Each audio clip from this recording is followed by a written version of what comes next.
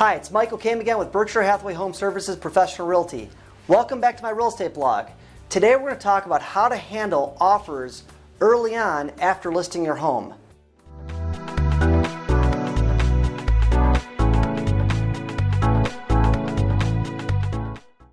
There's 3 points that I want to talk about today.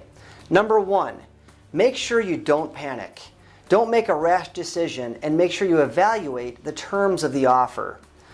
There's a few terms that you need to consider when making a decision.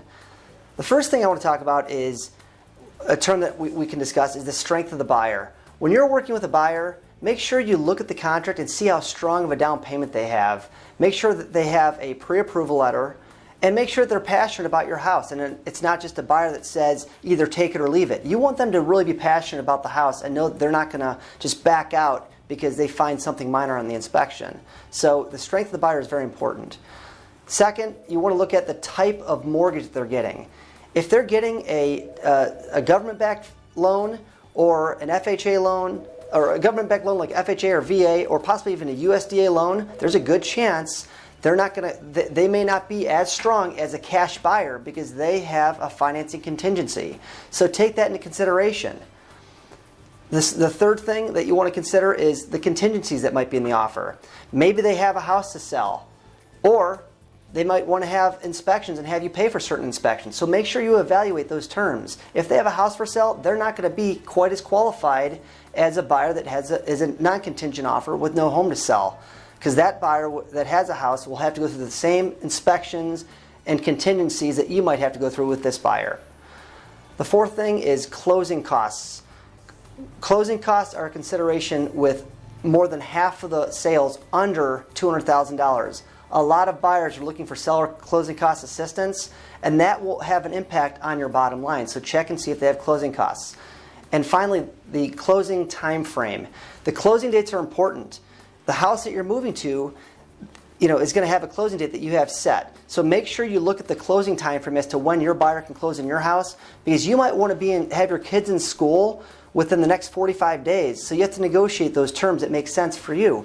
You also want to look at the possession period. If you're buying another house, you're not going to be able to close on the other. Most people won't be able to close on a house until they've got their funds from their home. So take that into consideration when looking at the possession period. You want to make sure you give yourself 3 to 4 days after you get your money out of your house and you close to move out. The second item to consider when handling early offers on your property is make sure that you notify all of the realtors that have made offers on your property that they're in a multiple offer situation. Tell your agent to notify the agents that they're in a multiple offer and to submit their highest and best offer on the table. Give them a deadline. Tell them by Friday at 6 p.m. you're going to make a decision and to have their highest and best offer on the table by Friday at 6 p.m. The agents will appreciate this. The buyers will appreciate this. I can't tell you how many times in the early years in real estate, 20 years ago, I was told by realtors after the fact, hey, why didn't you tell me we had a multiple offer situation? My buyer would have been willing to pay more. There's thousands of dollars that could be left on the table by not letting those buyers come up with a better offer. Number 3, and finally, make sure that you don't just throw offers out that could be good offers. Sometimes your first or second offer that come on the table are your best offers, and sometimes it doesn't get any better than that, and you don't want to wait too long to accept one of those offers before coming back to them and finding out they've moved on and they're going to buy another house. That's all for now. If you have any questions, you can always reach us at 440-974-0404. Thanks, and make it a great day.